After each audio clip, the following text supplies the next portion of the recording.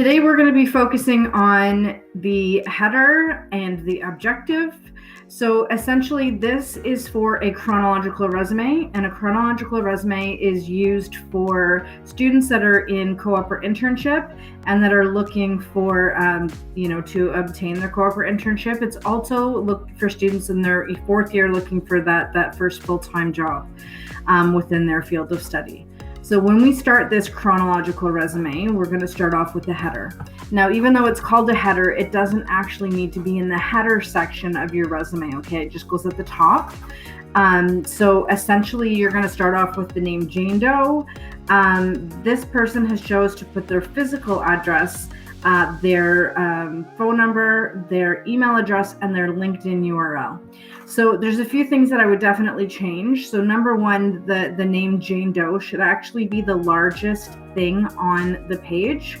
Don't be afraid to even go up to a 22, 24, even a 26 size font with your name. And then I don't actually encourage students to put their physical address on it anymore. There's no need to. If the company needs that information, they'll get it in the applicant tracking system, or they'll ask for it after the interview. But definitely do put your phone number in it. You want to ideally have a cell phone if it's yours and you're the only one that's going to answer it. And ideally you will have an answering machine that you'll have a polite and professional message. So that way, if you're in class and you don't get to the phone, that the employer can leave a message if they're requesting an interview with you. Then we have our email, and this is equally important. As a lot of employers, and we're seeing this, they don't actually call anymore. They interview to schedule or they email to schedule the interviews. And that's how it's done in most of the cases. So you definitely want to put an email in there that you're checking, that you have access to, and that you're using on a regular basis. Also in our header, we definitely want to have our LinkedIn URL. And if you're in any sort of technical field, software engineering, computer science, IT, you want to have a GitHub in there as well to show your code. So that's what should be in a header. You know, you can definitely be creative with this. Make it look different, use different font styles, use different, you can position it left or right or center or however you want, but just make it look unique to you, and it's kind of like your personal brand. Okay, so next we're going to go on to the objective.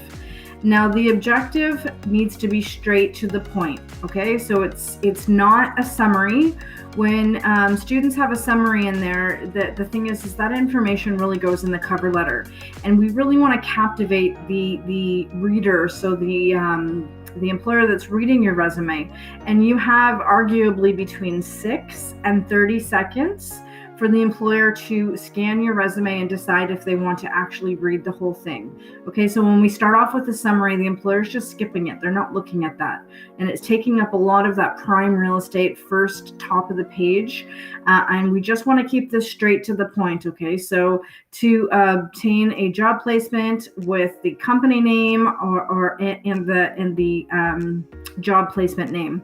That's all you need to have in there, okay? So the company name and the name of the job that you're essentially interviewing for or applying to.